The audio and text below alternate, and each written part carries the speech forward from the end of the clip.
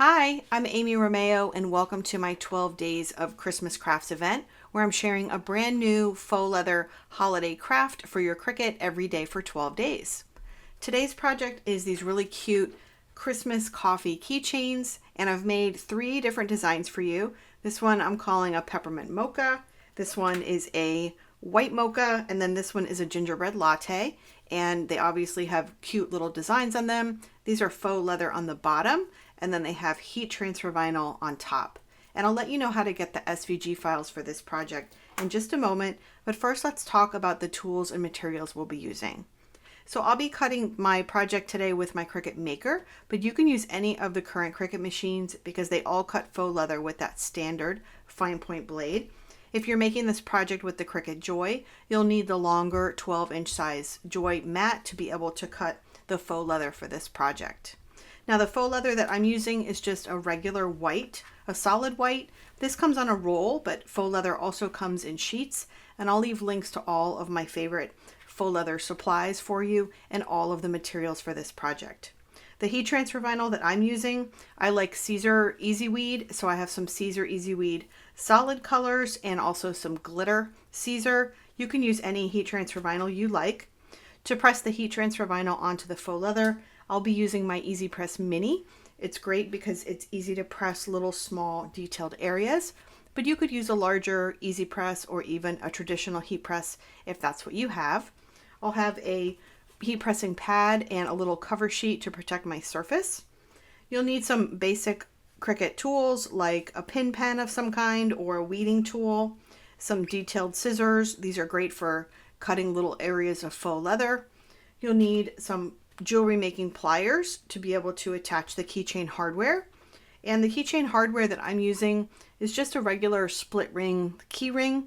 This is a large size. I think it's a 30 millimeter, but you can use really any split ring key ring you have, or even one that I like to call is a purse charm, where it has a large lobster claw clasp and the split ring key ring at the bottom. Now we also can add some optional tassels, and these are faux suede tassels that I buy on Amazon. I'll link to those for you. I'll use a 10 millimeter jump ring to attach the little tassel. To glue the keychains together, I'll be using some Fabri-Tac. You just need a good fabric glue or craft glue. Now I'll cut the faux leather with my purple strong grip mat, and I'll cut the heat transfer vinyl with the green standard grip mat. And I'll use some blue painter's tape when I'm cutting the faux leather to help me get good cuts. Okay, so let me show you how to get the SVG files for this project, and then we'll get started. To get the SVG files for this project, visit amyromeo.com/Christmas24, or you could upgrade to the event VIP pass, where you'll get instant access to all the event projects and tutorials, plus a workbook, some bonuses, and more. Starting with a blank canvas in Cricut Design Space, you'll click on Upload, and then Upload Image, and you'll browse to where the unzipped SVG file is for this project on your device. Click on the file to select it, and then click Open. You'll see a preview of the 3 designs. Click Continue, and then click Upload. And all 3 of the designs will appear on your canvas.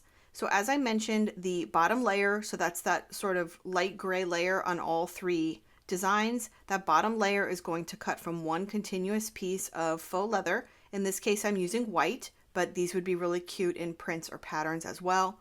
Then all of the other layers are going to cut from either heat transfer vinyl, or you could make this project with permanent vinyl if you desired.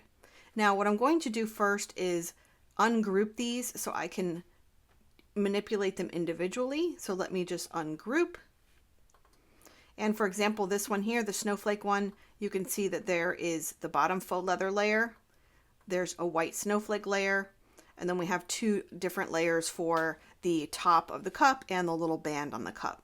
Now I'll include what's called a layering guide in your download folder for each of these designs, and that will show you what order to press the layers in.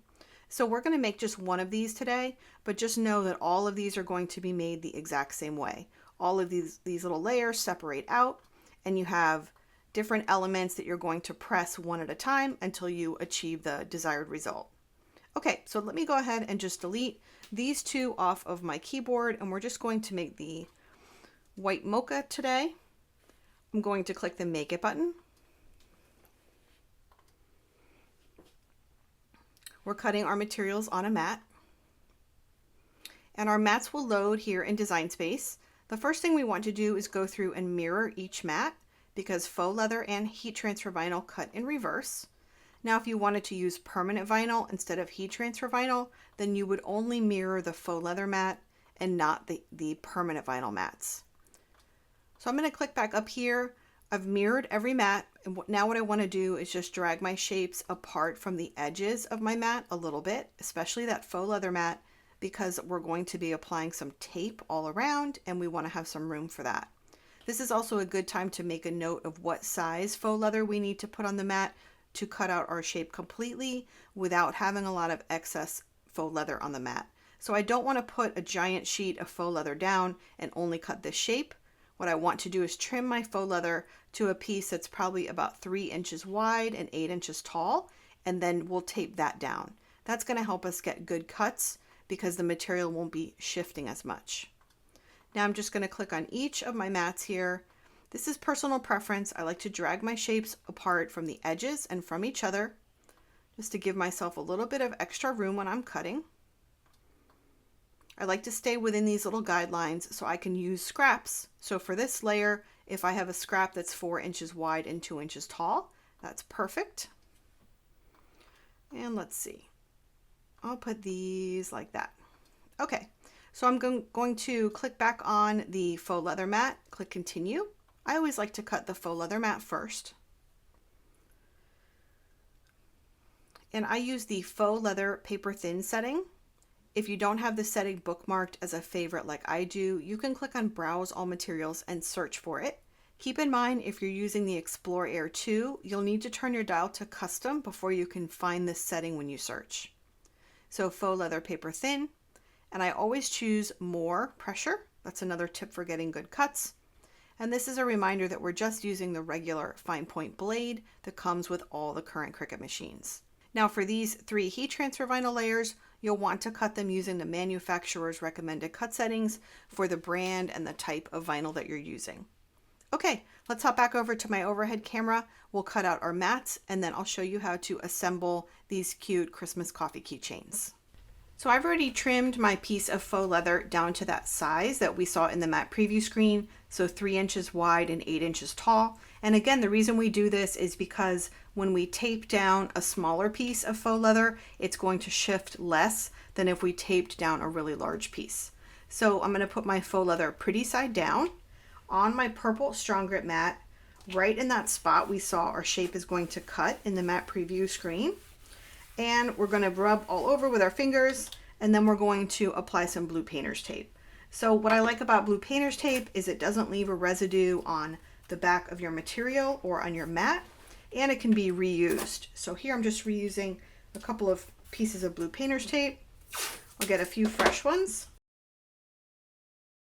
So now that our faux leather is all taped down, we have our faux leather paper thin setting ready to go on our Cricut. So we'll just load our mat into the machine and begin the cut.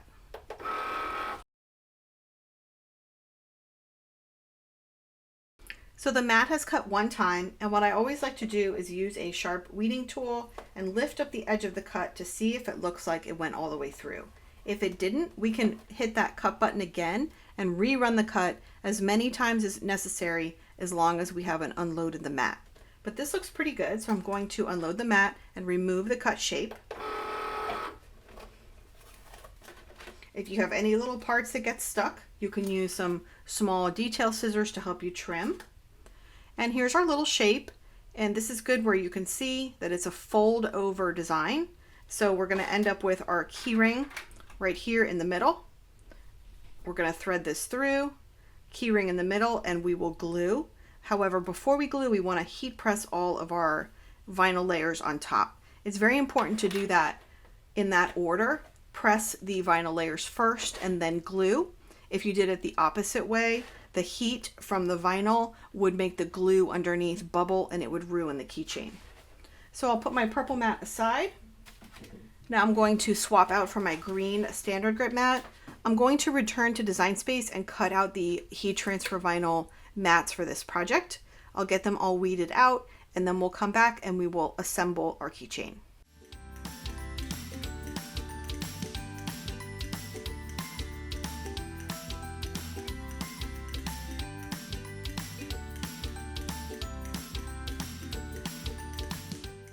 So I have all of my little vinyl layers cut out, weeded, and then they're cut apart from each other. You'll notice that I left a really nice border of that clear cover sheet. You want to do that whenever possible. Don't trim the vinyl layers really close to the shape, because that is going to leave a sharp cut line in this clear carrier sheet. And when you press, it can press lines into your faux leather. So what we're going to do is put our little coffee cup shape here on a heat resistant surface. I have my Easy Press Mini set to the low setting, which is that bottom green line. If you're using a regular Easy Press, I would suggest starting it at about 265 degrees Fahrenheit and then going up from there. Okay, so the first thing we want to do, again, you'll look at your layering guide in the downloads folder for all of the designs to see what layers to press first. But for this one, we're going to first press the little coffee cup sleeve. And all I'm doing is moving it down until it lines up on the sides with the coffee cup. So once you get it in position, we're just going to cover. This is a Teflon sheet that I've trimmed down to size, but you can use butcher paper or parchment paper. You'll just cover, and you're going to press for about 7 to 10 seconds. Then what we're going to do is slowly peel away this clear carrier sheet. And we want to do it slowly because if the vinyl is not sticking down, it's going to lift up. If it does lift up or bubble, you want to lay this right back down, cover and press some more. But this looks pretty good. Now, if you want, you could do the other side now, or you could just continue layering on one side. I'm going to layer on this side just to show you the entire process, and then I'll flip it and do the other side. Now for the little snowflake, we're going to line up the top and the bottom of the snowflake, and when you line it up with the little coffee sleeve layer, there should be a little tiny layer of the coffee sleeve that shows on the top and the bottom. Let's see, I've got a little something here that I want to get rid of. You know what, I'll switch it and I'll do this one.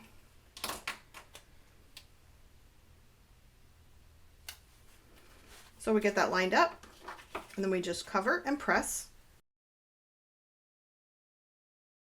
See, that one started to peel up a little bit. I should have pressed it just a little bit longer. Let me just place this right back down. There we go, that's better.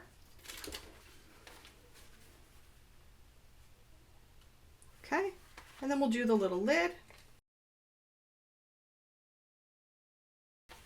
And there you have it, one side is complete. So now I'm just going to flip this around and do the other side. So I've pressed both sides of the little keychain, and then I let this sit underneath my heat pressing pad for about 30 seconds just to let it cool flat, because the faux leather is warm after it's pressed. So the next thing we need to do is attach our little split ring key ring, and I always like to do that before I glue. So I'm just going to fold my keychain through, and then that's going to put that key ring there on what I call the little bridge part.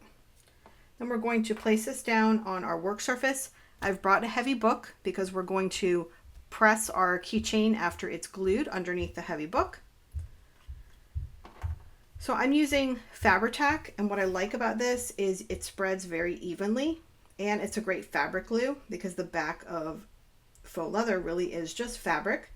You could also use something like Barely Art Glue or Art Glitter Glue, anything that's going to spread nice and thin and evenly. We don't want any lumps or bumps. So if you're using a regular glue like E6000, you may find that that leaves lumps and bumps, and you might want to try a thinner type of fabric or craft glue. So I just put glue all over the back. I got close to the edge, but not all the way to the edge. Now I'm just folding this over. And what you want to do is pick it up and kind of look at it from both sides, since this is a double-sided design, and just make sure that the front and the back line up. And you'll notice that I've just applied the glue, but there's still a big gap there and it doesn't look like it's well glued on the edges. And a lot of people that are gluing faux leather for the first time are frustrated by that.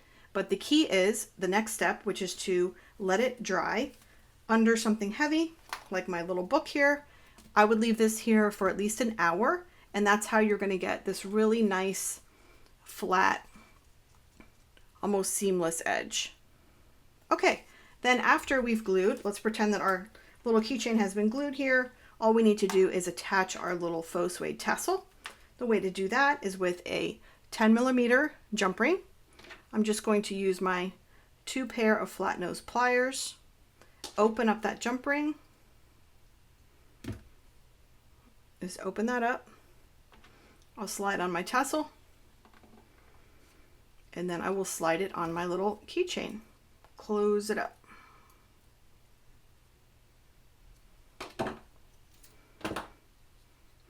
And that's that. Isn't that cute?